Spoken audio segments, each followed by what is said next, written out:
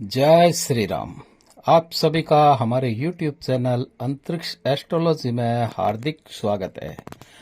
हमारे चैनल के माध्यम से हम आपको एस्ट्रोलॉजी, आध्यात्मिक के साथ साथ तंत्र मंत्र, टोना टोटका व ग्रह के उपायों की महत्वपूर्ण जानकारी देते रहते हैं।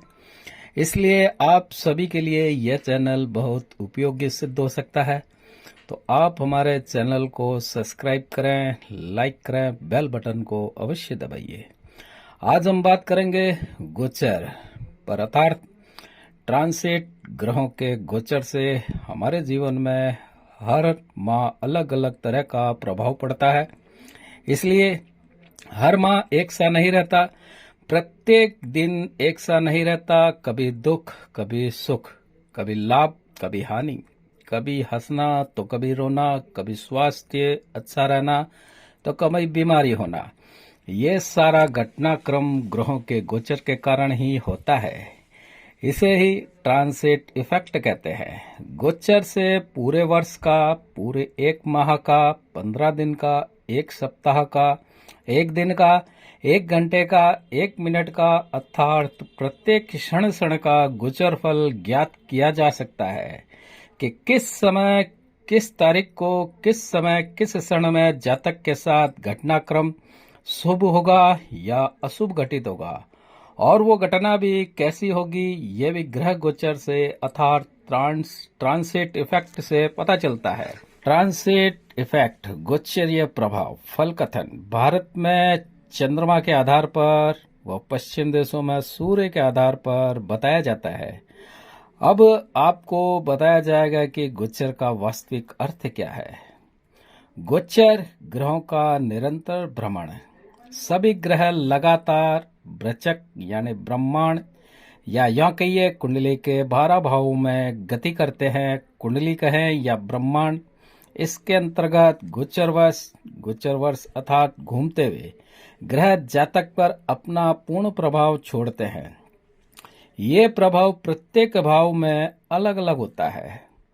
कुंडली के सभी भाव किसी एक ग्रह के लिए अनुकूल व शुभ नहीं होते। इसी तरह 12 राशियां भी कोई एक ग्रह के लिए शुभ नहीं होती।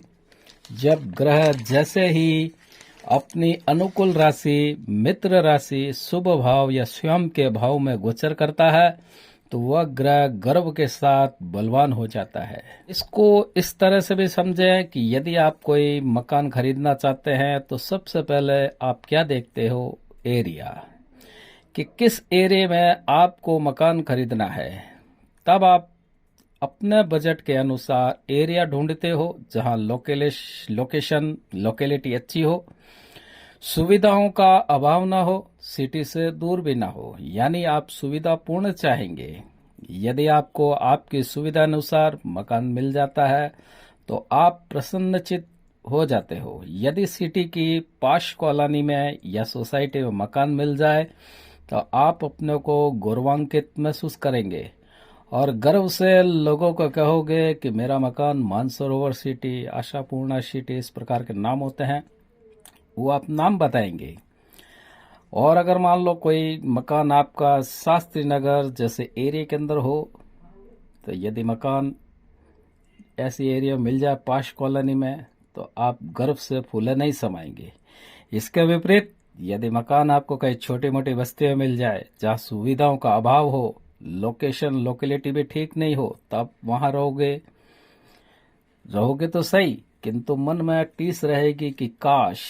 यही होता है गोचर की। जैसे कि ग्रह अपनी अनुकूल स्थिति, राशि व भाव अनुसार आता है तो जातक पर शुभ फल देने लगता है। गोचर, अब बात करते हैं गोचर के कुंडली पर गोचर का सिद्धांत क्या होता है। ये मुख्य जो बात होती है वो चंद्रमा के ऊपर डिपेंड होती है। जन्म के चंद्रमा का अर्थ है कि आपका चंद्रमा आपके जन्म के समय किस राशि में था। जिस राशि में था वही आपकी राशि होगी। तो पहले हम एक कुंडली बनानी होगी हमको, जिसे हम चंद्र कुंडली बनाने में सहायता लेंगे। किसी व्यक्ति का जन्म किसी भी समय हुआ हो, उसका आज की तारीख का गोचर देखना हो तो क्या करेंगे।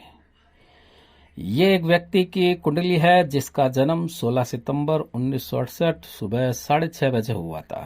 तो ये जन्म के समय की उसकी कुंडली है, या यूं कहिए जन्म के समय आकाश में यह ग्रह गोचर स्थिति थी। इस जन्म कुंडली में लगन है कन्या, किंतु राशि है मिथुन, क्योंकि चंद्रमा 3 नंबर में लिखा है। तो यह 3 नंबर क्या है? 3 नंबर है राशि क्रम संख्या की मिथुन राशि। मेष, वृषभ और मिथुन 3 नंबर हो गया। तो ये 3 नंबर ये है, इसका यह अर्थ है कि ये मिथुन राशि है यहाँ पर। तो इस राशि की, इस व्यक्ति की जो राशि है वो मिथुन है, क्योंकि चंद्रमा 3 नंबर में लिखा है। इस जातक की राशि होगी मिथुन। अब जातक के लिए 20 मार्च का गोचर देखना है हमारे को, यानी कि 20 मार्च 2024 का फल कथन बताना है। तो हमें इसकी चंद्र कुंडली बनानी नहीं होगी 20 मार्च 2024 की। अब जैसे कि यह कुंडली बन गई है, मिथुन लगन की कुंडली कहें या मिथुन चंद्र कुंडली कहें, चूंकि जातक की राशि है मिथुन, तो हम मिथुन राशि का क्रम इसके लगन भाव अर्थात प्रथम भाव में अंकित करेंगे। बाकी के अंक एंटी क्लॉक बढ़ते हुए पूरी कुंडली के अंतर्गत इन भावों के अंदर ये अंक भरेंगे।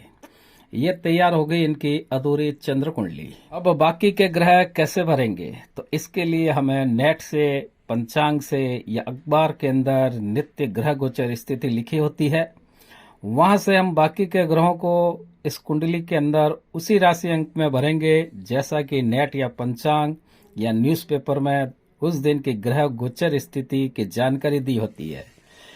जैसे कि देखिए 20 मार्च 2024 को शाम के 5 बजे की इस जातक की चंद्र कुंडली ग्रह गोचर स्थिति क्या थी, ये इस प्रकार से थी। तो हम जैसे ही जहां से कोई भी सॉफ्टवेयर, पंचांग, न्यूज़पेपर से मार्च 2024 शाम के 5 बजे की बाकी के ग्रहों की गोचर स्थिति पता करते हैं, उसे उसी क्रम संख्या राशि के अंदर अंकित करते हैं। इस प्रकार से हम चंद्र कुंडली किसी भी दिन, किसी भी समय, किसी भी व्यक्ति के जन्म राशि या बोलते नाम की राशि से बना सकते हैं। अब गोचर फल कथन कैसे करेंगे, कैसे बताएंगे या जानेंगे कि इस व्यक्ति का समय इस समय कैसा चल रहा है और आगे कैसा चलेगा। आगे कितने समय तक इसका समय इसी तरह से चलता रहेगा, इसको देखने और समझने हेतु हमें चंद्र कुंडली से, इसमें जो चंद्रमा लिखा है जहां पर, वो जन्म का चंद्रमा है। तो जन्म के चंद्रमा से कौन सा ग्रह कितनी दूरी अर्थात भाव में गोचर कर रहा है, इसको जानने हेतु कुछ सिद्धांत है। इसके लिए हमें यह समझना होगा कि जन्म राशि से प्रत्येक ग्रह को गिनने पर ग्रह किस स्थान पर क्या प्रभाव देगा, इसको समझे बिना गोचर फल कथन नहीं बन सकता। जैसे कि गोचर का सूर्य यदि जन्म के चंद्रमा से तीसरे भाव, छठे भाव, 10वें भाव, 11वें भाव पर हो, तो गोचर जो होगा वो सूर्य का शुभ ही होगा, यानी फल कथन शुभ होगा। सूर्य इस व्यक्ति को शुभ फल देगा। गोचर के चंद्रमा से या गोचर का चंद्रमा जन्म के चंद्रमा से, इसके अंदर 2 चंद्रमा रहते हैं। जहां पे हमने ऊपर चंद्रमा लिखा वो जन्म का है, उसके अलावा गोचर का चंद्रमा इसके अंदर घूमता रहता है इस कुंडली के अंदर। तो गोचर का जो चंद्रमा होता है जन्म के चंद्रमा से 1, 3, 6 और 7 और 10वें और 11वें भाव के स्थान पर हो या गोचर करता हो तो शुभ फलदायी ही होता है। चंद्र कुंडली में हमेशा 2 चंद्रमा होते हैं, जैसा कि हम ऊपर बोल चुके हैं। पहला जो होता है जन्म का चंद्रमा, दूसरा होता है गोचर का चंद्रमा। तो मित्रों, ये था पार्ट 1। गोचर को समझने हेतु आगे किस प्रकार से इनका फल कथन किया जाता है, क्या इसके सिद्धांत हैं, इसको हम समझेंगे पार्ट 2 के अंदर। आशा है मित्रों ये आपको गोचर का पार्ट 1 समझ में आ गया होगा। अब आप इंतजार करें पार्ट 2 का। इसके लिए बहुत ही जल्द कल ही हम इसका पार्ट 2 बनाएंगे। तब तक मित्रों आप हमारे चैनल को लाइक करें, सब्सक्राइब करें, बेल बटन को अवश्य दबावें। जय श्री राम।